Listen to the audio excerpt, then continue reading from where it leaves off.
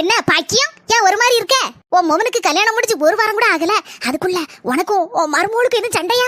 அதெல்லாம் ஒண்ணு இல்ல செல்ல தாயி. நேத்து என் மவன்ட்ட கேக்கேன், என்னைய பிடிக்குமால உன் பொண்டாட்டிய பிடிக்குமான்னு கேட்டேன். அவன் படக்குன்னு சொல்லி போட்டான், என் பொண்டாட்டிய தான் பிடிக்கும்னு.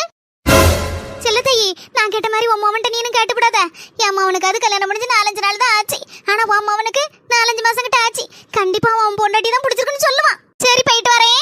ஏம்மா ஏல என் மக்கா, உனக்கு என்ன ரொம்ப பிடிக்குமா உன் பொண்டாட்டிய ரொம்ப பிடிக்குமா? இதுல என்னமா சந்தேகம்? ஒன்னதாமா ரொம்ப பிடிக்கும். சின்ன பொண்ணு, நானும் எங்க அம்மையும் பேசிட்டு இருந்தத நீ கேட்டிருப்பன்னு நினைக்கேன். ஆமாங்க கேட்டேங்க. உனக்கு ஒன்றும் வருத்தம் இல்லையாமா?